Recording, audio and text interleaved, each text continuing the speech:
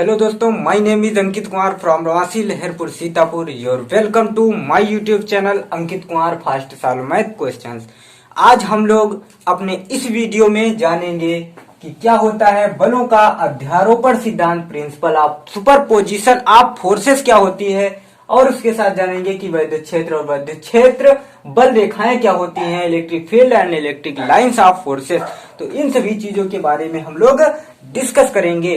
तो इससे पहले आप लोगों से निवेदन है कि आप इन सभी वीडियोज को इतना शेयर कीजिए कि एक एक बच्चे के पास ये सभी वीडियोज पहुंच जाएं, और हमारे इस चैनल को ज्यादा से ज्यादा सपोर्ट भी करिएगा और सब्सक्राइब करना तो बिल्कुल मत भूलिए। ठीक, तो इससे पहले जो रोज का रोज मोटिवेशन थॉट होता है, उन सभी चीजों के बारे में हम लोग डिस्कस करते हैं कि क्या होता है। अगर आपको सूर्य की तरह चमकना है तो पहले उसकी तरह आपको तपना पड़ेगा। अगर आपको आगे निकलना है तो पहले परिश्रम करना जरूर पड़ेगा।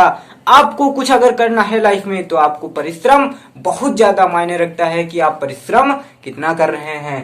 कि अगर आपको सूर्य की तरह चमकना है, वास्तव में एक सूर्य तभी चमक पाता है जब वह पहले अग्नि की तरह तपता है। इसका अर्थ यही होता है कि अगर आपको लाइफ में कुछ अच्छी तरह कुछ करना है तो आपको पहले उसकी तरह तपना पड़ेगा। पहले अर्थात उसका बहुत ज्यादा परिश्रम आपको करना पड़ेगा। परिश्रम जब करोगे आप तभी आगे निकल सकते हो। तो मेरी यही आपसे निवेदन है कि पहले आप लोगों को क्या करना है, पहले सिर्फ और सिर्फ अपना स्टडी पर ध्यान देना है, पढ़ाई करना है, और उसके पश्चात ही आपको फल की चिंता करनी है। ठीक, तो हम लोग आज यही मोटिवेशन है कि आपको कुछ भी नहीं चाहिए, सिर्फ और सिर्फ एक चीज चाहिए कि हमको चमकना है तो चमकना है, हमको अपना नाम आगे बढ़ाना है तो बढ़ाना है। मुझे कुछ भी करना पड़ जाए मैं आगे निकल कर ही रहूंगा। आपको न्यू ईयर है और न्यू ईयर की सभी लोगों को बहुत बहुत ढेर सारी शुभकामनाएं। और उसके साथ साथ आप लोगों को यह भी मैं कहना चाहता हूं कि इस नए साल कुछ अच्छा करिए। जितने भी साल गए हैं उनसे कुछ बेटर करने की कोशिश कीजिएगा, बहुत अच्छा करने की कोशिश कीजिए। आप अपने मन में सोच लीजिए हमको ये करना है, आपको कोई भी नहीं रोक पाएगा। मैं यही रोज का रोज मोटिवेशन में कहता हूँ। ठीक, तो हम लोग बिना समय गंवाए कहते हैं कि ना समय गंवाइए और ना कुछ करिए, लेकिन अपना समय को अच्छी तरह से यूज करिए। तो हम लोग आज भी अपने समय को यूज करते हैं कि बलों के अध्यारोपण का सिद्धांत क्या होता है। ये बलों का अध्यारोपण सिद्धांत, तो पहले इन सभी चीजों के बारे में डिस्कस करने से पहले हम आपको बता दे रहे हैं कि हमने इससे पहले वीडियोस में जितने भी वीडियो हुई हैं उसमें ये सभी चीजें जान चुके हैं कि क्या होता है कूलाम का नियम और उसका मात्रक क्या होता है, कैसे क्या सब पूरा सिस्टम इसका चलता रहता है। तो वो सभी चीजें हम लोगों ने बहुत बढ़िया तरीके से डिस्कस की थी। तो उसमें जो कूलाम का नियम था उसमें बताया गया था कि दो चीजों के मतलब कि जो आवेश होता है, ठीक है, दो आवेशों के बीच जो कूलाम का नियम है वो सिर्फ और सिर्फ दो आवेशों के बीच ही, दो स्थिर आवेशों के बीच ही क्या करता है, जो लगने वाला आकर्षण या प्रतिकर्षण बल होता है उस चीज का ही इन्होंने उसमें फाइंड कर सकते हो आप। उस चीज के द्वारा कूलाम के नियम के द्वारा, जो कूलाम का नियम दिया गया है उसके द्वारा आप क्या कर सकते हो, सिर्फ और सिर्फ दो स्थिर वैद्युत बलों के जो स्थिर वैद्युत आवेश होते हैं उनके बीच जो लगने वाला आकर्षण या प्रतिकर्षण बल होता है उन्हीं चीजों को आप निकाल सकते हो। बट अगर कोई निकाय कई आवेशों से मिलकर बना हुआ है तब आप क्या करेंगे, तो वो नियम फॉलो इज नॉट फॉलो नहीं होगा। ओके, तो उसके लिए क्या होता है, आपको बलों का अध्यारोपण सिद्धांत आपको पढ़ना होता है कि बलों का अध्यारोपण सिद्धांत क्या होता है। तो इस सभी चीज के बारे में हम लोग डिस्कस करते हैं। देखो, बलों का जो कूलाम का नियम था वो एक बार मैं रिपीट करवा देता हूँ। क्या था कि जो कूलाम का नियम था वो ये कहता है कि किन्हीं दो स्थिर आवेशों के बीच लगने वाला आकर्षण या प्रतिकर्षण बल, अट्रैक्शन या रिपल्सन, रिपल्सन जो अट्रैक्शन फोर्स है या रिपल्सन फोर्स है वो क्या होता है, इन दोनों आवेशों के गुणनफल के समानुपाती और इनके जो बीच की दूरी है उसके व्युत्क्रमानुपाती होता है। यही उन्होंने, जो कूलाम थे, एक वैज्ञानिक थे, उन्होंने ये नियम बताया था। ठीक, तो अब जो अध्यारोपण का सिद्धांत है उसको ऐसे समझ लीजिए आप लोग कि अध्यारोपण का सिद्धांत क्या कहता है। जैसे मान लीजिए कोई ये निकाय है, ठीक है, ये कोई क्या है, एक निकाय है, वो जो ये पूरा निकाय है वो कई आवेशों से मिलकर बना है, ठीक है। मान लीजिए इसमें कई आवेश हैं, यहाँ ये सभी क्या हैं, आवेश रखे हुए हैं। तो ये जब जितने आवेश रखे हुए हैं तो आप जो कूलाम का नियम है वो ये कहता है कि इन आवेशों के बीच आप निकाल सकते हो सिर्फ और सिर्फ इन दो आवेशों के बीच जो लगने वाला आकर्षण या प्रतिकर्षण बल है उसको आप सिर्फ निकाल सकते हो। बट इसमें जो बताया गया है कि अगर वह निकाय कई आवेशों से मिलकर बना है तब हम क्या करेंगे। तो इसमें यह चीज होती है कि कोई मान लीजिए ये आवेश है, ठीक है, और उस निकाय में जितने आवेश हैं उन सभी आवेशों पर लगने वाला आकर्षण या प्रतिकर्षण बल के सदिश योग के बराबर होता है, ठीक। तो इसके बारे में यही बताया गया है कि जो यदि कोई निकाय क्या, यदि कोई निकाय एक निकाय है, क्या एक निकाय है, ये कोई निकाय है, मान लीजिए यह कोई निकाय है, ठीक है, जो क्या है कई आवेशों से मिलकर बनी हुई है, ठीक है, इसमें कई आवेश हैं और कूलाम का जो नियम है वो ये कहता है कि दो आवेशों के बीच लगने वाला आकर्षण या प्रतिकर्षण बल हम निकाल सकते हैं, लेकिन अगर कई आवेश हैं तो आपको अध्यारोपण का सिद्धांत उसमें यूज करना पड़ेगा। अध्यारोपण का सिद्धांत ये कहता है कि अगर कोई आवेश कई मतलब कि कोई निकाय है जो कई आवेशों से मिलकर बना हुआ है तो उसके ऊपर जो लगने वाला, तो एक कोई मान लीजिए आवेश ये है, ठीक है, तो इसके ऊपर जो लगने वाला आकर्षण या प्रतिकर्षण बल होगा वो कैसे आप निकालेंगे।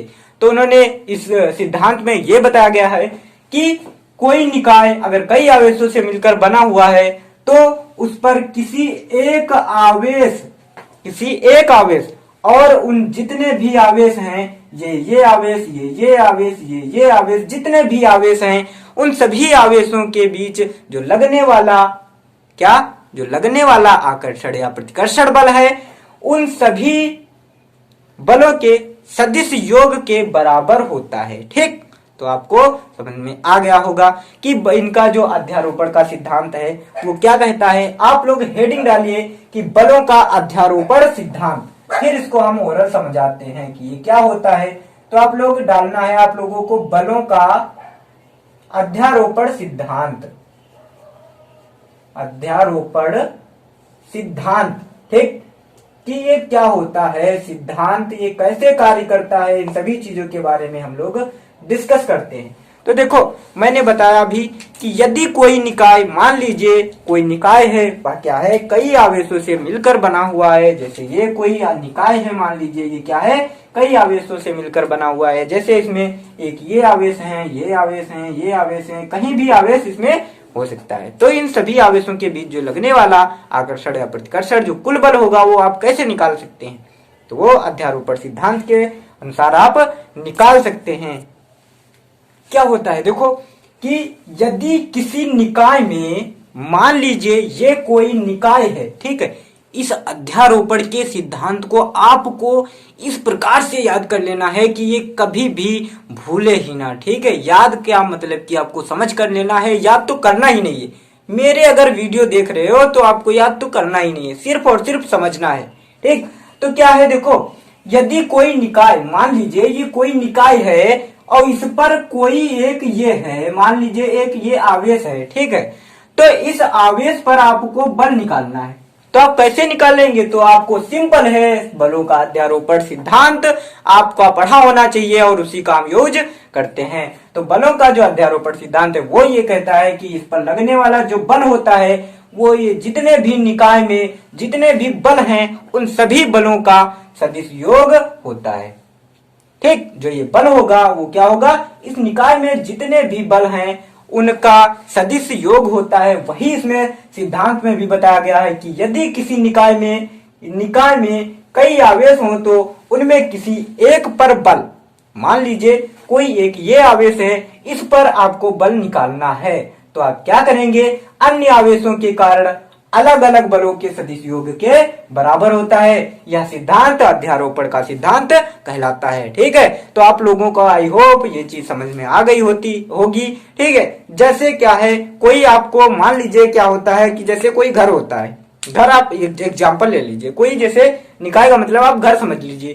तो घर पर जो किसी भी व्यक्ति पर अगर आपसे कहा जाए कि कोई व्यक्ति है, ठीक है, तो उस पर क्या लगता है, बल लगता है। मतलब बल का मतलब यह है कि उसको आदेश दिया जाता है कि आप ये कार्य करिए। तो क्या होता है, वो जो आदेश उस व्यक्ति पर होता है तो मतलब कि वह पूरे घर का आदेश माना जाता है। तो उसी प्रकार से यदि किसी निकाय में कई आवेश हों तो उसमें से किसी एक आवेश पर बल अन्य आवेशों के कारण अलग अलग बलों के सदिश योग के बराबर होता है, सदिश योग होता है। यह सिद्धांत अध्यारोपण का सिद्धांत कहलाता है। आई होप आप लोगों को बहुत बढ़िया से समझ में आ गया होगा, क्योंकि ये जो सिद्धांत है ये मान लीजिए ये कई आवेश इसमें स्थित है, ठीक है। तो अब हम लोग स्टार्ट करेंगे कि क्या होता है वैद्युत क्षेत्र की व्हाट इज वैद्युत क्षेत्र, क्या होता है इलेक्ट्रिक फील्ड की व्हाट इज इलेक्ट्रिक फील्ड। कोई आया कहते आपसे व्हाट इज इलेक्ट्रिक फील्ड, भाई इलेक्ट्रिक फील्ड क्या होती है, ये तो हमारी फील्ड है, हम इसी को कहेंगे इलेक्ट्रिक फील्ड। हाँ क्या है ये, मैं मान सकता हूं ना, क्यों नहीं। इलेक्ट्रिक फील्ड का कोई दूसरी चीज थोड़ी ना होती है। जैसे मेरा एक घर है, ठीक है, मेरा ये इतना क्षेत्र है भैया, मैं तो इसी को क्षेत्र को अपना क्षेत्र मानता हूं। तो क्षेत्र जब आ गया है, इसमें शब्द आया है वैद्युत क्षेत्र क्या होता है, तो ये मेरा क्षेत्र है। मान लीजिए ये मेरा क्षेत्र है। क्षेत्र का मतलब है कि मेरा ये कोई रूम मान लीजिए, जैसे मैं वीडियो अपने रूम में बनाता हूं तो मेरा ये एक रूम मेरा क्षेत्र है, ठीक है। तो मैं क्या करूंगा, यदि मेरे पास कोई दोस्त आता है, यदि जान परिचय होती है तो क्या करूंगा मैं कि उससे पहले जान परिचय पूछूंगा। अगर वह मुझे अच्छा लग रहा है स्वभाव में और अच्छा बोल रहा है तो क्या होता है, मेरी उससे मित्रता हो जाती है। कोई भी व्यक्ति हो, ठीक है, कहता है ना कि मीठा बोलो तो अच्छा होता है, कड़वा बोलोगे तो भगा दिए जाओगे। तो वही होता है, अगर कोई अच्छा व्यक्ति आ जाता है तो अगर वो मुझसे अच्छा मतलब कि बहुत बढ़िया अगर उसका स्वभाव है तो क्या होती है, हमारी मित्रता हो जाती है। अगर वह स्वभाव का अच्छा नहीं होता है तो क्या करते हैं हम लोग, उसको भगा देते हैं। अरे भगा नहीं देते, फिर भी क्या करते हैं, उसको दूर हटाने की कोशिश करते हैं ना। तो बिल्कुल सेम टू सेम ये वैद्युत क्षेत्र भी है, ये भी तो क्षेत्र है, ये भी तो किसी ना किसी का क्षेत्र होता होगा। तो इसमें हम लोग पढ़ रहे हैं कि वैद्युत क्या होता है, तो वैद्युत जब पढ़ रहे हैं तो वैद्युत का क्षेत्र हो गया। हम इंसान रहते हैं तो इंसान जिस क्षेत्र में रहते हैं वो इंसानों का क्षेत्र होता है। वैद्युत क्षेत्र को आप बैल के क्षेत्र से समझिए। बैल है, यहाँ पर कोई बैल बांधा हुआ है, ये खूंटा है बैल, ठीक है, ये खूंटा बांधा हुआ है, इसमें कोई बैल है, ये बैल यहां पर बांधा हुआ है। तो जब बैल बांधा हुआ है तो क्या करोगे भाई, बैल का एक क्षेत्र होगा अपना, वो बैल क्या करेगा, वो अपना बैल जो क्षेत्र होगा वो खुद क्षेत्र बताएगा कि अगर हम बांधे हैं यहाँ पर तो यहाँ पर अगर आ गया कोई तो उसकी खैर नहीं है, उसको भगा जरूर देंगे हम। तो ये कहता है ना, वो क्या कहता है, वो जो तुम्हारा बैल बांधा हुआ है बढ़िया, आपने आराम से उस बैल को बांध दिया और बहुत ही ज्यादा नटखट बैल है तो क्या करेगा, वो बैल कहेगा कि ये हमारा बैल का क्षेत्र है और बैल के क्षेत्र में अगर कोई आ गया तो उसकी खैर नहीं है, मैं उसे उड़े सुड़े के भगा दूंगा। यही तो करता है। अगर बैल सीधा है तो क्या कहेगा, चारा लेकर आए होंगे, चारा खाने को मिलेगा, चारा खाने को मिलेगा। देखो क्या होता है, ये वैद्युत क्षेत्र है तो क्षेत्र हुआ, तो क्या हुआ, ये मान लीजिए किसी का क्या है, क्षेत्र है, एक बैल का क्षेत्र, वैद्युत का क्षेत्र, बैल का क्षेत्र। बैल उसको बांध दीजिए, चारों तरफ हुआ घूमेगा और जैसे ही उसके पास कोई आएगा, अगर बैल वो सीधा है तब तो वो चारा ले लेगा, अगर नहीं सीधा है तो क्या करेगा, तुम्हारे सींग मारेगा, तुमको दूर भगा देगा। तो वैसे ही वैद्युत क्षेत्र होता है। क्या होता है देखो कि वैद्युत क्षेत्र, या ऐसे समझ सकते हो कि बैल जो होता है अपने क्षेत्र में, या तो किसी व्यक्ति को, जब कोई व्यक्ति उसमें प्रवेश करता है तो या तो वो क्या करता है, उसको दंड नहीं देता है और या तो उसको भगा देता है। तो बिल्कुल ऐसे ही होता है। मान लीजिए यह जो क्षेत्र है पूरा, ठीक है, क्या है, आवेशित क्षेत्र। इसमें क्या है कोई एक ऐसा क्षेत्र, मान लीजिए किसी भी आवेश, जैसे वह बैल का क्षेत्र होता है, बैल के आसपास का क्षेत्र, ठीक है, बैल का क्षेत्र कहलाता है। तो इसमें भी जो आवेश होता है तो आवेश के आसपास का क्षेत्र, ठीक है, कोई आवेश है तो आवेश के आसपास का क्षेत्र, ये यहाँ पर आवेश मान लीजिए, तो इसके आसपास का जितना भी क्षेत्र होगा क्या कहलाएगा, आवेश का आवेशित क्षेत्र कहलाएगा, ठीक है, वैद्युत क्षेत्र कहलाएगा। कब कहलाएगा, जब किसी भी आवेश के आसपास का वह क्षेत्र जिसमें कोई अन्य आवेश अपने ऊपर आकर्षण क्या करता है, या तो अपने ऊपर आकर्षण या प्रतिकर्षण बल का अनुभव करता है, प्रतिकर्षण बल का अनुभव करता है।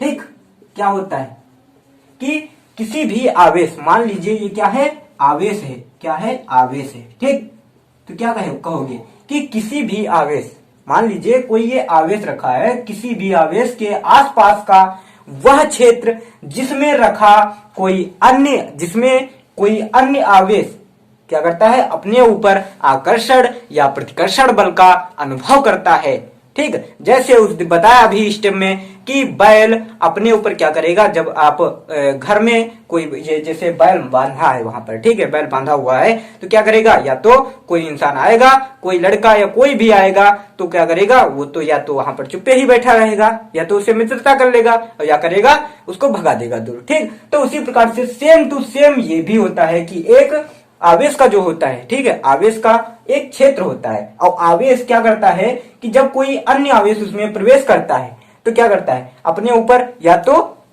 वो क्या करता है, आकर्षित करता है, या तो क्या करता है, प्रतिकर्षित करता है। ठीक है, तो किसी ऐसे कह सकते हो कि किसी आवेश के आसपास का वह क्षेत्र जिसमें कोई अन्य आवेश अपने ऊपर आकर्षण या प्रतिकर्षण बल का अनुभव करता है, ठीक है, तो क्या कहलाता है, वह क्षेत्र वैद्युत क्षेत्र कहलाता है। ठीक, तो आई होप आप लोगों को समझ में आ गया होगा। अब मैं इसको लिखा देता हूं कि वैद्युत क्षेत्र क्या होता है। तो आप लोगों को एक हेडिंग लगा लेनी है, क्या, वैद्युत क्षेत्र, इलेक्ट्रिक, ये क्या होता है, वैद्युत क्षेत्र। आपको हेडिंग डालनी है वैद्युत क्षेत्र, डालिए हेडिंग जल्दी, वैद्युत क्षेत्र।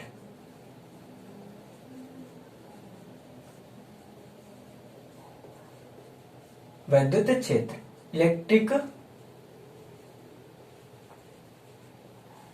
फील्ड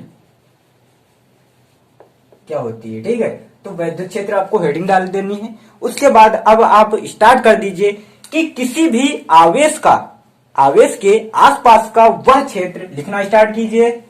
किसी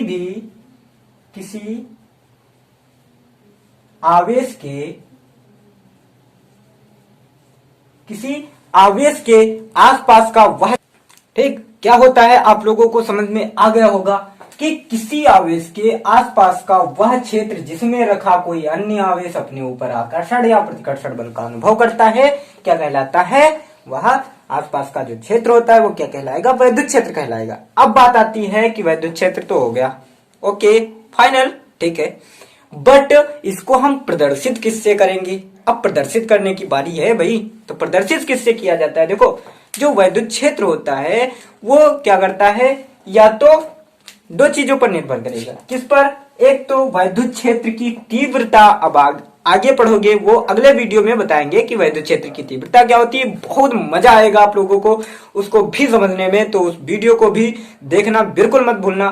क्या होता है, देखो, जो क्षेत्र होता है, ठीक है, जो वैद्युत क्षेत्र होता है वो दो चीजों पर निर्भर करता है। एक तो वैद्युत क्षेत्र की तीव्रता, जिसे हम लोग ई से कहते हैं, ठीक है, वैद्युत क्षेत्र की तीव्रता, ये याद रखना, तीव्रता, ठीक, इसे ई से प्रदर्शित किया जाता है। तो एक तो इस चीज पर निर्भर करता है जो ई होती है तुम्हारी, ठीक है, ये क्या होता है, जो वैद्युत क्षेत्र की तीव्रता होती है वो सदिश होती है, इसके लिए इसके ऊपर वेक्टर लगा दिया जाता है। और दूसरी पर किस पर निर्भर करता है, वो विभव पर निर्भर करता है। विभव भी आगे पढ़ोगे कि विभव क्या होता है, बहुत मजा आएगा आप लोगों को फिजिक्स पढ़ने में, कोई प्रॉब्लम नहीं होगी। हाँ, न्यूमेरिकल में थोड़ा बहुत प्रॉब्लम आप लोगों को होने लगती होगी, हमको पता है, ठीक है, बट क्या होती है, देखो, जैसे वैद्युत क्षेत्र की तीव्रता पर निर्भर करता है और किस पर, विभव पर, ठीक। तो आप लोगों को ये चीजें स्थित करने, मतलब कि एक रेखा के रूप में व्यवस्थित करने का प्रयास करते हैं। वो जो रेखा बनती है वही क्या कहलाती है, वैद्युत क्षेत्र की रेखा कहलाती है, ठीक। तो आप लोगों को समझ में आ गया होगा, ठीक। तो अब आपको वैद्युत बल रेखा को समझ लेना है क्या होता है। देखो, जब कोई आवेशित कण क्षेत्र में गति करता है, जब कोई आवेशित कण क्षेत्र में गति करता है तो क्या होता है, उस पर जो पूरा सिस्टम होता है, ये सब समझ लेना है आपको बहुत अच्छी तरीके। तो आप लोगों को समझना है कि वैद्युत क्षेत्र की जो रेखाएं होती हैं वो क्या होती हैं, ठीक है। ये कि electric field and electric lines of force. Electric lines of force क्या होती हैं, ठीक, वैद्युत बल रेखाएं क्या होती हैं, तो इन सभी चीज के बारे में आपको जानना है। देखो वैद्युत बल रेखाएं क्या होती है, मान लीजिए कोई कण है, कोई कण आवेशित कण है, ठीक है, वो क्या कर रहा है, स्वतंत्र गति करने के लिए, स्वतंत्र गति करने के लिए क्या है, मुक्त है, वह स्वतंत्र गति कर रहा है। तो जब वह स्वतंत्र गति करता है तो क्या होता है, उस पर एक बल लगता है। मान लीजिए कि वह स्वतंत्र गति तो कर रहा है और उस पर एक बल भी लग रहा है। जब बल लगता है तो कोई जरूरी नहीं है कि वह जो कण है वो एक रेखा में गति कर रहा है, क्योंकि जो बल होता है वो निरंतर अगर बदलता है, तो जब वह बल निरंतर बदलता रहता है, निरंतर बदलता रहता है, तो उसका पथ क्या हो जाता है, एक वक्राकार हो जाता है, मतलब कि एक वक्र के रूप में इसका जो पथ होता है वो एक वक्र के रूप में प्राप्त हो जाता है। तो आप अगर वैद्युत क्षेत्र जो बल है उसको अगर आप प्रदर्शित करना चाहें तो कुछ इस प्रकार से इसकी डेफिनेशन आप लिख सकते हैं कि वैद्युत बल रेखा है, इसको भी एक हेडिंग डाल दीजिए, आप लगा दीजिए हेडिंग, आपको लगा देना है कि ये क्या होती है, ठीक। तो आपको समझना है क्या कि वैद्युत, देखो क्या गलत हो रहा है, ठीक, हाँ, वैद्युत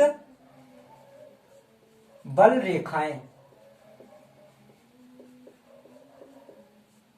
ठीक, क्या होती हैं, वैद्युत बल रेखाएं। तो इसके लिए आपको एक हेडिंग तो लगाना ही लगाना है, तो हेडिंग लगा दीजिए, उस पर लिख लीजिए, उसको समझ लीजिए कि वैद्युत बल रेखाएं क्या होती हैं, ठीक है, ठीक। तो क्या करना है, देखो कि वैद्युत बल रेखा वैद्युत क्षेत्र में, वैद्युत बल रेखा वैद्युत क्षेत्र में खींचा गया एक ऐसा वक्र है, ठीक है, ऐसा वक्र है जिस पर कोई एकांक व पृथक्करण आवेश क्या करता है, उस पर गति करता है, क्या करता है, गति करता है।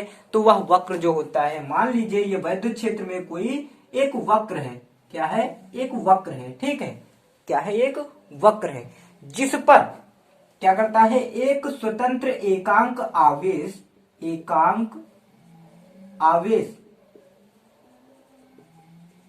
आवेश गति करता है, ठीक है, एकांक आवेश क्या करता है, गति करता है। तो जब यह गति करता है तो कैसे गति करता है, अगर हम इस वक्र पर कोई स्पर्शी खींच देते हैं, ऐसे कोई स्पर्शी खींची जा रही है, ठीक है, जो क्या कर रही है, किसी एक बिंदु को टच करती हुई निकल रही है, तो जो स्पर्शी खींची जा रही होगी वो क्या करती है, वो उस पर लगने वाले जो बल होता है उसको बताती है, ठीक। तो आप लोगों को ये चीजें बहुत बढ़िया समझ में आ गई होगी। अब बात आती है कि इनके जो वैद्युत बल रेखाएं होती हैं, ठीक है, कब और कैसे निकलती हैं, आप लोगों को वो भी पता चल गया कि जैसे बताया गया था कि कांच की छड़ वो ले लीजिए, ठीक है, बताया गया था, अभी बताया था, ठीक है। तो अब क्या करना है, जो मान लीजिए ये कोई धनावेशित आवेश है, ठीक, क्या है, एक धनावेशित आवेश है, तो धनावेशित आवेश से क्या होती हैं, बल रेखाएं निकलती हैं और कहाँ जाती हैं, अनंत तक चली जाती हैं, ठीक है। मान लीजिए ये कोई धनावेश है, तो धनावेश से क्या करती हैं, वैद्युत बल रेखाएं ऐसे निकलती हैं और ये ऐसे ऐसे निकलती रहती हैं, ठीक। ये क्या करती हैं, धनावेश से क्या करती हैं, जो रेखाएं होती हैं वो निकलती हैं और कहाँ जाती हैं, कहाँ, ये सभी निकल करके एक अनंत में जाती हैं। अनंत का मतलब है कि आर दूरी पर पहुंच जाती हैं। जब आर दूरी पर पहुंच जाती हैं तो इनके बीच जो लगने वाला आकर्षण बल होता है, प्रतिकर्षण बल होता है, वो क्या हो जाता है, बिल्कुल शून्य के बराबर हो जाता है। आकर्षण या प्रतिकर्षण बल शून्य हो कब जाता है, तो यह बल जब कब हो जाता है शून्य, यह बल जब होगा, देखो कोई मान लीजिए वैद्युत क्षेत्र है, ठीक है, वैद्युत क्षेत्र है, धनावेशित वैद्युत क्षेत्र है और उसी में कोई एक धनावेश रखा हुआ है, तो क्या करेगा, वो प्रतिकर्षित करेगा ना। जब प्रतिकर्षित करेगा तो इससे जो निकलने वाली जो किरणें होती हैं, जो रेखाएं हैं, वो क्या हो जाती है, अनंत में पहुंच जाती हैं, अनंत में पहुंच जाती हैं। अनंत का मतलब है कि ऐसी दूरी पर पहुंच जाती हैं जहां पर उनके बीच लगने वाला प्रतिकर्षण बल वो क्या हो जाता है, शून्य के बराबर हो जाता है और उधर फायदा उठा लेती हैं वो ऋणावेशित किरणें। वो ऋणावेशित आवेश जो होता है वो क्या करता है, वो भी मान लीजिए धनावेश में रखा हुआ है और कौन सा, ऋणावेशित है कोई कण, तो क्या करेगा, ये जो यहाँ से किरणें आती हैं, ये क्या करता है, अनंत से आने वाली किरणों को एब्जॉर्ब कर लेता है, मतलब कि अपने अंदर प्राप्त कर लेता है। ये आने वाली किरणें, ये जाने वाली किरणें, ये सभी क्या हैं, ये सभी जा रही हैं, और ये किरणें क्या हैं, ये सभी किरणें आ रही हैं। ठीक, तो ये चीज आपको समझ लेनी है कि जो किरणें, ये किरणें नहीं, सॉरी, जो रेखाएं होती हैं, ठीक है, थोड़ा मिस्टेक हो गई, कोई प्रॉब्लम नहीं होगी उससे। ठीक, क्या होती हैं, जो इससे निकलने वाली जो वैद्युत बल रेखाएं होती हैं, वो क्या करती हैं, धनावेश से निकल करके ऋणावेश पर समाप्त हो जाती हैं। ये एक धनावेश है, मान लीजिए ये एक धनावेश है, ये एक ऋणावेश है। कैसा है, एक ऋण आवेश है, ठीक है, ये माइनस है।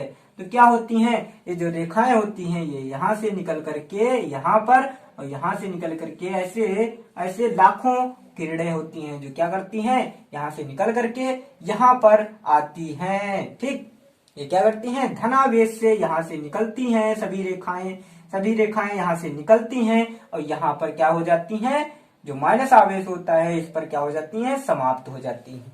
ठीक, तो ये आपको पॉइंट समझ में आ रहा होगा बहुत बढ़िया तरीके से कि जो बल रेखाएं होती हैं वो धनावेश से निकलती हैं, ऋणावेश पर समाप्त हो जाती हैं। जैसे चुंबकीय रेखाएं होती हैं, वो क्या होती हैं कि जो उत्तर से निकल करके दक्षिण में प्रवेश करती हैं, और फिर वही रेखाएं ऐसे प्रवेश करके ऐसे निकल जाती हैं। चुंबक में क्या होता है, चुंबक ऐसे मान लीजिए, ये क्या होता है, ये मान लीजिए N है, और ये ऐसे है, तो ये क्या करेंगी, यहाँ से ऐसे निकलेंगी और यहाँ पर प्रवेश करेंगी, और यहाँ फिर यहाँ पर ऐसे आ जाती हैं। तो ये किरणें क्या होती हैं, यहाँ से ऐसे पथ बनाती हैं। लेकिन जो इसमें होता है, ये क्या करती हैं, ये ऐसे निकलती हैं, ऐसे जाती हैं, ठीक, चुंबक में। लेकिन ये जो होता है, इसमें क्या करती हैं, ये सिर्फ यहाँ से निकल करके, प्लस से निकल करके माइनस पर समाप्त हो जाती हैं। ठीक, तो आप लोगों को ये चीज समझ में आ गई होगी। अगली वीडियो में हम इसका नेल पॉइंट के बारे में बात करेंगे। वैद्युत क्षेत्र की तीव्रता क्या होती है, जिसको हम लोग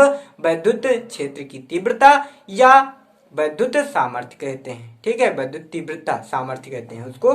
ठीक, तो उन सभी चीजों के बारे में डिस्कस करेंगे। और देखो, बहुत बहुत ज्यादा इंपॉर्टेंट चीज है कि समय बहुत कम मिल पाता है, तो जो बच्चे हमारे पास कॉल करने लगते हैं कि मतलब, जब देखो मैंने कांटेक्ट नंबर आप लोगों को इसलिए दिया है कि जब कभी ज्यादा इंपॉर्टेंट कार्य हो तब आप लोगों को कांटेक्ट नंबर पर कॉल करनी होती है। वैसे अगर कोई काम है तो आप व्हाट्सएप कर सकते हैं, कोई प्रॉब्लम नहीं। बट उस दिन देखो एक दो बच्चों ने हमारे पास कॉल किया कि सर ये बता दीजिए, वो बता दीजिए। तो अभी भैया मैंने उसको पढ़ाया नहीं है, जो आप पूछ रहे थे फ्लेमिंग के बाएं हाथ का नियम, तो ये सभी चीजें हमने नहीं पढ़ाई है। लेकिन हाँ, आप लोगों को ये सब जवाब मिलता रहेगा। बट क्या करना है, आप लोगों को कॉल नहीं करना है, सिर्फ और सिर्फ व्हाट्सएप कर देना है, क्योंकि टाइम बहुत कम मिल पाता है, तो इसकी वजह से प्रॉब्लम होने लगती है। ठीक, या तो ज्यादा जब कोई इंपॉर्टेंट कार्य हो तब आप कॉल कर सकते हैं, आपको स्वतंत्र हैं, कोई आपको रोकने वाला नहीं होगा। ठीक है, तो ये चीजें आप लोग समझ लीजिए। ठीक, तो ये चीज आप लोगों को जितनी हमने समझाई है, आप लोगों को क्या करना है, एक नोट्स की तरह आप लोगों को इन सभी चीजों को समझ लेना है, और बहुत अच्छी तरीके से आपको क्या करना है, एक कॉपी पर नोट्स की तरह इसको लिख लेना है, और साथ ही साथ आप इसका स्क्रीनशॉट भी लेते रहिए। ठीक, थैंक यू, धन्यवाद, जय हिंद, जय भारत। मिलते हैं नेक्स्ट वीडियो में, तब तक आप लोगों को क्या करना है, इसको स्टडी करना है। धन्यवाद।